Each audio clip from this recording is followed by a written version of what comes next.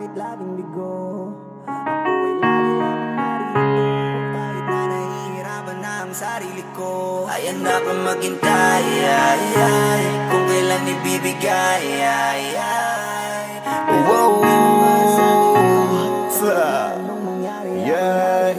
Ibang-ibang dating, kahit saan pa tumingin. Walang kapares, ang ganda parang mga bituin. Ang lambing ng kilos, madaling mangalin. Siya ay diamanting makinang, ang hirap niyang abutin.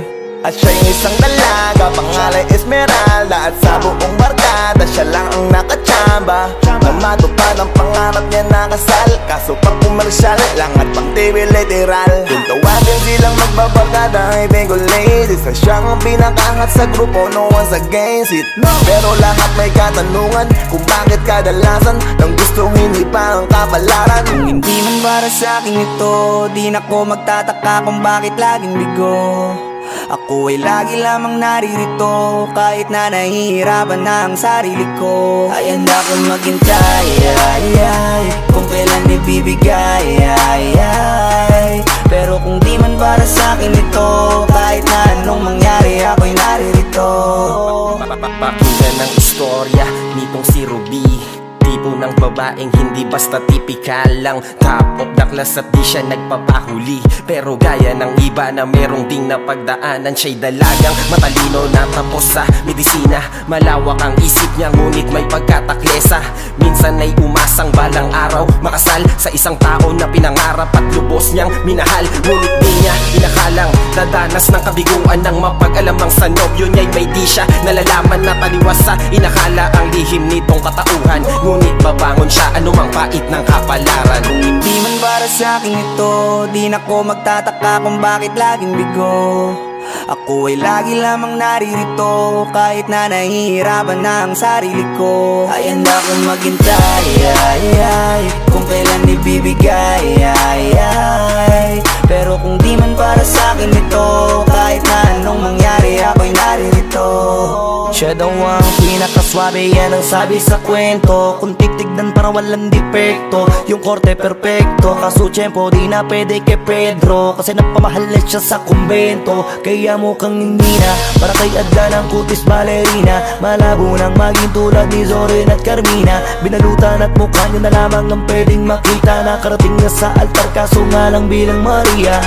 Pinangarap kong makarating ng kasalan, nangyari kaso lang sa ibang pagmamahalan. Iba man ng dahilan bago ko pa maranasan, ayos na kahit hindi binigay ng kapalaran. Kung hindi man para sa akin ito, di na ko magtataka kung bakit laging bigo.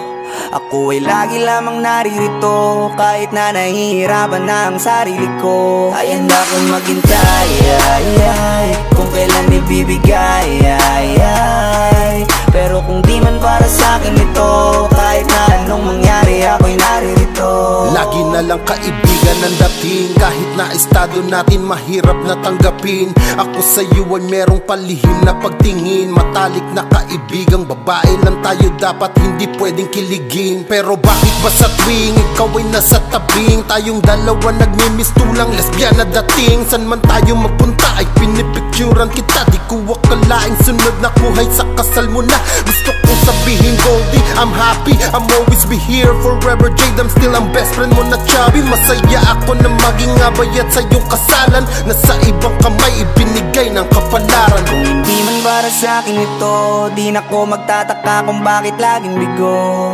Ako ay lagi lamang naririto, kahit na nahihirapan na ang sarili ko. Ay handa kong maghintay, kung kailan ibibigay, pero kung di man para sa akin ito, kahit na anong mangyari, ako'y naririto. Nawawalan na siya ng pag-asa na meron pang tsansa. Dumating ang araw na iharap siya sa dambana. Di naman daw siya yung tipong may nagkakandara pa, kaso mapaglaro pala talaga ang tadhana. Sa unang tingin walang lingling, at kung tutukusin hindi siya kapansin-pansin. Sino mag-aakalang panahon ay darating, na siya pa pala ang unang aalain ng singsing. Bagay na minsan lamang mararanasan, sa kanya pa nangyari nang di inaasahan. Kabaliktaran pala kadalasan, kaya huwag pangunahan kung anong kapalaran.